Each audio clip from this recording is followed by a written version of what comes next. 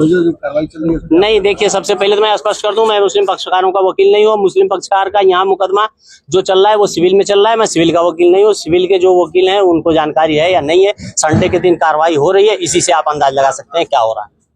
क्या कहना है कि ये जो कार्रवाई हो रही है गलत हो रही है? कार्रवाई गलत हो रही है। 2022 में ऑनरेबल सुप्रीम कोर्ट ने जो ऑर्डर पास किया है, बहुत सारी पिटीशन को क्लब करके एक साथ करके उसमें दिया है कि अनऑथराइज्ड जो होगा, यानी इंक्रोचमेंट शब्द यूज हुआ है, अतिक्रमण होगा तो उसे सरकारी जमीन पे तो ध्वस्त किया जा सकता है, अदरवाइज किसी को ध्वस्त नहीं किया जाएगा। प्रशासन ने तो 3 दिन बाद नोटिस भी जारी किया था इनको अपना स्पष्ट करने के लिए। इनको स्पष्टीकरण इनके नगर पालिका कार्यालय में प्राप्त कराया जा चुका था, विद इन टाइम प्राप्त कराया गया था, इसकी मुझे जानकारी है। उस स्पष्टीकरण पर इन्होंने क्या आदेश पारित किया वही तो मैं आते ही मैंने मांगा। कोई आदेश मिला? नहीं, कोई आदेश न दिखाया गया, न पढ़वाया गया, न मोबाइल में, न हार्ड, न सॉफ्ट कॉपी, कुछ नहीं उपलब्ध कराई जा रही। कार्रवाई आगे बढ़ाते जा रहे हैं बस। हवाला दिया आपने कि सुप्रीम कोर्ट ने एनफोर्समेंट को ध्वस्त करने के लिए, हाँ, ये ध्वस्तीकरण की कार्रवाई चल रही है, हाँ, चलाया जा रहा है, तो क्या मानते हैं कि एनफोर्समेंट नहीं है? हाँ, मैं स्पष्ट रूप से बता रहा हूँ आपको कि जो मौजूदा एसडीएम साहब हैं, इनके पहले जस्ट अभी ये बात नए आए हैं, इनके जस्ट पहले वाले एसडीएम साहब ने पैमाइश कराई थी, यहाँ रात के 9 बजे तक यहाँ कार्रवाई चली थी। शायद तब भी आप लोग आए रहे हो या ना आए हो, मुझे जानकारी नहीं है, मैं उस समय नहीं आया था। तो वो पैमाइश हुई, नापी गई, तो 33 डिसमिल जमीन जो है मस्जिद के पास है और 29 डिसमिल जमीन पर निर्माण है। तो निर्माण तो अपनी ही जमीन से कम एरिया पर है। और जिसने शिकायत करता, सबसे इम्पॉर्टेंट बात, आप लोग सवाल नहीं पूछेंगे तो हमको हर बात तो याद नहीं रहेगी। सबसे महत्वपूर्ण बात इस प्रकरण में ये है कि ये शिकायत की किसने है। क्या शिकायत करता कि कोई जमीन है यहाँ अगल बगल में? शिकायत करता भाजपा के लेटर पैड पर लिख के दे देगा और किसी का घर, किसी का स्थान, किसी का मस्जिद इबादतगाह गिरा दी जाएगी। ये तो सरासर नाइंसाफी हो रही है। इसे तो मैं एकदम अन्यायपूर्ण कार्रवाई कहूंगा, क्योंकि उनकी कोई जमीन नहीं है। जमीन थाने की है, जमीन नगर पालिका की है, और एसडीएम साहब ने पैमाइश करा ली पूर्वाधिकारी ने, तो उन्होंने पब्लिक कर दिया अपनी रिपोर्ट जो है, उन्होंने भेजा, उसको नेट पर डाल दिया कि कहीं अतिक्रमण नहीं पाया गया। तो जब अतिक्रमण नहीं है तो ये इंक्रोचमेंट की परिभाषा में नहीं आएगा। इलीगल अनऑथराइज्ड ऑक्यूपेशन नहीं है, ये कब्जा नहीं है, किसी की जमीन पर नहीं है। न तो थाने की जमीन पर कब्जा है और न ही नगर पालिका की जमीन पर कब्जा है।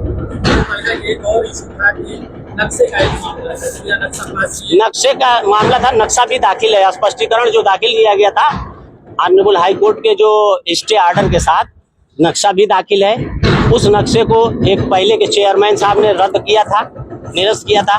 उसके खिलाफ ऑनरेबल हाई कोर्ट तक गए थे, ये लोग, पार्टी गई थी मस्जिद वाली, और उस ऑर्डर को रद्द कर दिया गया, क्वेश्चन कर दिया गया था।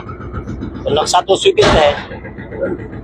मदनी मस्जिद जो है ये हमारे घर के करीब एक जमीन है जो विवादित जमीन है, उसके उत्तर तरफ भगत लोगों का खेत था और वो लोग उसमें सब्जी और तरह तरह की चीज़ें बोते थे। सारे उनके पट्टीदारों से, उनके रिश्तेदारों, उनके लड़कों से सारी ज़मीन बैनामा खरीदा गया। 29 डिसमिल कुल ज़मीन खरीदा गया, जिसमें तकरीबन 21 डिसमिल जो है बैनामा लिया गया और 8 डिसमिल ज़मीन हमने अपनी दे करके उनसे ट्रांसफ़र कराया। 29 डिसमिल हमारी मस्जिद का पूरा एरिया है और ये हमारी मस्जिद और मस्जिद के चारों तरफ का जो तामीर है, जो क्या नाम की बनावट है, वो 28 डिसमिल में है। 1 डिसमिल इसमें बाकी रह गया और उसके बाद इसका नक्शा पास कराया गया। नक्शा टाउन एरिया से पास होने के बाद इसकी तामीर किया गया। तामीर जब मस्जिद तैयार होने के करीब हो गई तो इलेक्शन का टाइम आ गया। इलेक्शन के दबाव में नगर पंचायत का जो चेयरमैन था उसने हमारे नक्शे को निरस्त कर दिया।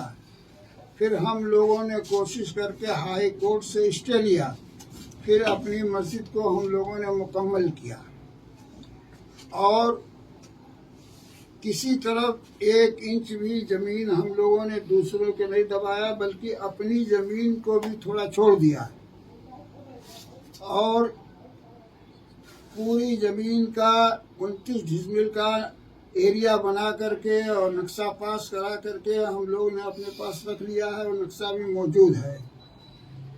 और झूठी बयान दे करके और ये कह करके कि ये एशिया की सबसे बड़ी मस्जिद है, ये बहुत झूठ बात है। इससे बड़ी मस्जिद तो गोरखपुर में मौजूद है, इससे बड़ी मस्जिद लखनऊ में मौजूद है। एशिया तो बहुत बड़ा क्या कहते हैं वो एक क्या कहा जाता है इसको, एशिया तो बहुत बड़ा महाद्वीप है और इसमें तो पता नहीं 50-60 मुल्क हैं। सऊदी अरब इसी में है, दुबई इसी में है, कतर इसी में है, सारे बड़े बड़े मुल्क हैं। इतनी बड़ी बड़ी मस्जिदें हैं जिसको सोचा नहीं जा सकता। और ये राम बच्चन सिंह बयान देने वाला इतना झूठा बेईमान आदमी है कि उसने जो है न उसने गोरखपुर के मस्जिद देखा, न उसने लखनऊ के